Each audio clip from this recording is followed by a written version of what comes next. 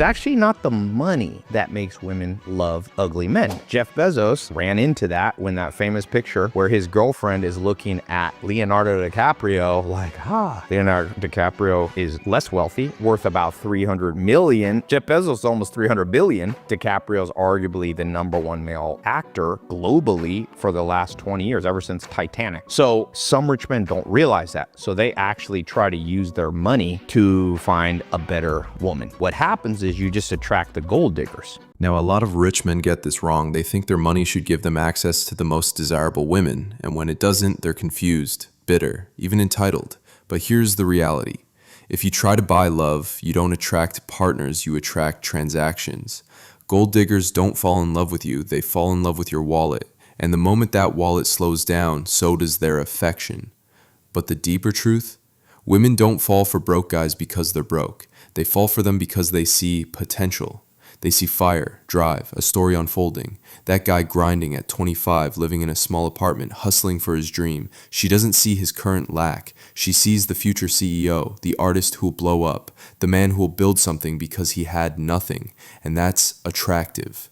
Not because of the struggle, but because of the rise. And yes, many women do end up with men who aren't traditionally hot, but only after they've achieved something. A man doesn't need to be handsome to be powerful, respected, or magnetic. Once he's accomplished, confident, and secure, that's when his value skyrockets, regardless of looks. Because attraction isn't just physical, it's psychological. It's built on what you represent. So it's not about money, it's about energy, trajectory, and presence.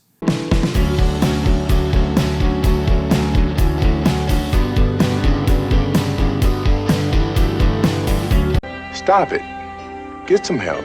The biggest problem in relationships today is everybody thinks you're supposed to meet my needs. And no, that's not how it works. In a relationship, you can have one of two things. You're gonna have somebody who thinks I'm getting what I want or I'm out of here. It's an immature person. The second stage is equality. You do your part, I do my part. That's a transaction. And it sounds really good because it sounds egalitarian. On the surface it is, but then there's no opposite energies and there's no passion. So you have two people that are good friends and they live together, but they don't really have any passion. Those are the people that say, oh, it works, so I stick around. There's a third level, and the third level is your needs or my needs.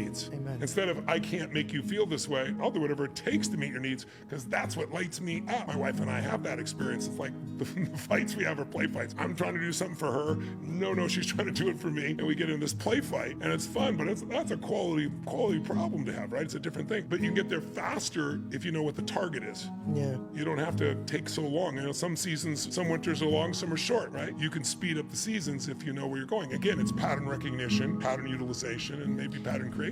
He breaks it down perfectly. Stage 1, I get what I want or I leave. That's ego. That's transactional. That's someone treating love like a vending machine. Put in effort, get rewards. And the second it doesn't deliver, they walk. But here's the truth. If you leave every time things get hard, you'll never build anything deep. And the pain of walking away after you've shared memories, dreams, time, that cuts deeper than staying and working. Stage 2, you do your part, I do mine. Sounds fair, right? Equal, balanced. But he calls it what it is, a transaction. Like roommates with benefits. It's stable, but it's flat. No fire, no passion, no surrender. It's safe, but safe isn't always satisfying. Two people doing their jobs, checking boxes, but never going beyond for each other. That's not connection. That's coexistence. Then comes stage 3. Your needs are my needs. Not I'll tolerate your needs if you meet mine, but your joy lights me up. Your peace matters to me. I'll go further than I thought I could, not because I have to, but because I want to. That's where real love lives. That's where his wife surprises him with his favorite meal after a hard day, and he stays up late fixing something for her, and they end up play fighting over who did more. Not because they're keeping score, but because they're trying to outserve each other. And yes, those are the good problems to have. Now, let's be clear. Needs are not wants. Needs are safety, respect, emotional presence, loyalty, not control, not constant attention, not material things. A healthy relationship isn't about losing yourself. It's about choosing the other person's well-being as part of your own happiness. So if you want a relationship that lasts, don't ask, am I getting enough? Ask, how can I give more? Because the deepest love isn't built on balance. Can a man forgive a woman for cheating? You're an idiot and don't know what the hell you're talking about, if you're out here simply saying yes or no to this question. Before this question can be answered, first we need to know what cheating is. Cheating is simply any action committed secretly, knowing that your significant other would disapprove. Now I get it. Most people mean having sex with someone else outside the relationship. But even if that is what you mean, that needs to be said because we live in an era where context is very important. So let's rephrase. Can a man forgive a woman for sleeping with another man? When a woman allows a man to enter into her, she is submitting to him. When a man enters into her, he has dominion over her. In the Bible, this is how men claim their wives. A man who forgives his woman for submitting to another man is a cuckold. A man who does not forgive his woman for submitting to other men is a man of standards and self-respect. We live in a day and age where multiple women will flock to you, submit to you, and bear your children, knowing other women are involved. So shame on any man who forgives a woman for sleeping with other men. He is a disgrace to his peers in masculinity. Any man who allows his woman to submit to other men has lost his manhood. Any man who accepts this behavior from women has been feminized. From that lens, forgiveness isn't grace, it's surrender. And the man who stays, he's not noble, not just emotionally displaced, but symbolically defeated. Because in many cultures and belief systems, including biblical ones, sexual union is tied to ownership, covenant, and identity. And once that covenant is broken, the relationship isn't just damaged, it's redefined. And here's where it gets controversial. He says a man who forgives this has lost his manhood, that he's been feminized, stripped of standards, respect, and dominance. That in today's world, where women have more freedom than ever, a real man doesn't need to compete for scraps. There are other women who will choose him, submit to him, build with him, without betrayal. So why accept less? Why tolerate what dishonors you? Now, I agree with the core point. Sex is not casual for women in the same way it often is for men. A woman chooses who she opens herself to, physically, emotionally, spiritually. It's not something that just happens to her. So when she does it with someone outside the relationship, it's not a mistake, it's a decision. And that makes it harder to excuse. And yes, a man should have standards. He should have pride. He should walk away from disrespect, not rationalize it. To accept infidelity isn't just about love, it's about identity. Who are you if you allow your partner to give to another man what should belong only to you? But here's the line. This isn't about control, it's about honor.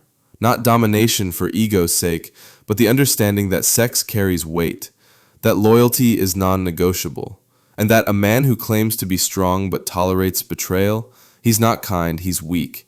And weakness, no matter how much love it hides behind, is not masculinity. You lied to me about it. That's the problem. I could deal with you making a poor decision and cheating. Maybe we could work it out. Maybe we can't. If you were honest about what happened, you did not trick me into believing I was tripping. You did not gaslight me and have me question my reality like I'm just making things up. I know something is wrong. We're not having sex. I know you smell different. You looking at your phone and you smiling now. And then you gonna make it seem like I'm making this up. You lied and you had me questioning whether or not I was tripping. See, this is why I can't be with you. You insecure. You flipped it on me. That lie ain't just a lie, it's an attack on my sanity. Instead of just telling the truth. It ain't that you cheated. That's horrible within itself. It's the fact that in defense of you cheating, you chose to lie and deny and die to the point where I doubted myself. Listen, for all the people in the comment section to be like, cheating is a deal breaker. For you, that may be. For other people, it won't be. But let me tell you what is a deal breaker to most people. When you motherfucking lie about it. When you motherfucking lie about it.